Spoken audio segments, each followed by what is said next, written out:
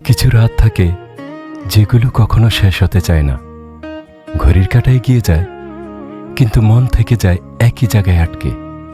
কিছু মানুষ থাকে যাদের ভুলতে চাইলেও ভোলা যায় না, চাইলেই তো সব হয় না। কিছু মানুষ আমাদের স্মৃতির মধ্যে এমনভাবে বসে যায় যে তাদের সরিয়ে দেওয়ার ক্ষমতা সময়ের হাতেও থাকে না। কিছু কষ্ট থাকে যেগুলো বুকের ভেতর চুপ করে বসে থাকে, কাউকে বলা হয় না, বলার মতো মানুষও আর থাকে না। আমিও এমনই একজন মানুষ যে রাতের অন্ধকারে নিজের সাথেই কথা বলি, নিজের কাছেই প্রশ্ন রাখি। আমরা সবাই জীবনের কোনো না কোনো সময় এমন একজনের মুখোমুখি হই যে আমাদের পুরো পৃথিবীটাকে বদলে দেয়।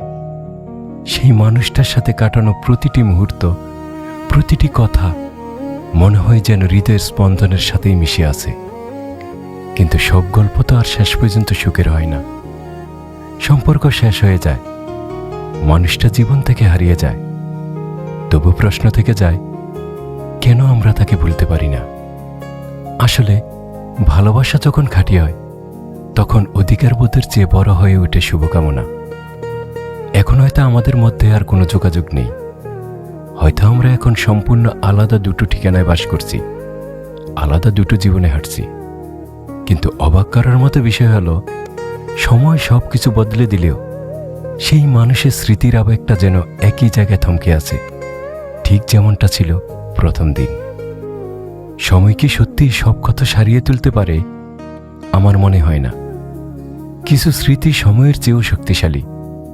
সেই স্মৃতিগুলি আমাদের জানিয়ে দেয়, মানুষটা চোখের আড়াল হলেও সে আমাদের হৃদয়ে আজও এক বিশেষ জায়গা দখল করে বসে আছে, যেখানে আর কাউকে জায়গা দেওয়া যায় না।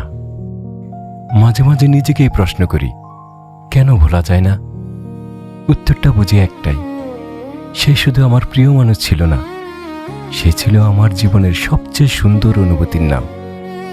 পৃথিবীর সবাই আমাকে ছেড়ে গেল, সেই একজনের চলে যাওয়াটা যত গভীর ক্ষত রেখে গিয়েছিল তার কোনো তুলনা হয় না।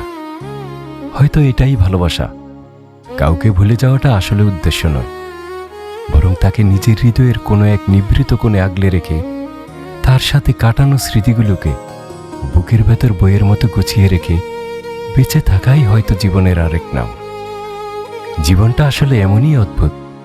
কিছু মানুষ আমাদের ছেড়ে চলে যায়, কিন্তু তাদের রেখে যাওয়া অনুভূতিগুলো কখনো যায় না। তারা থেকে যায় নিঃশব্দে, ঠিক যেমন থেকে যায় কোনো অব্যক্ত নীরব সত্য।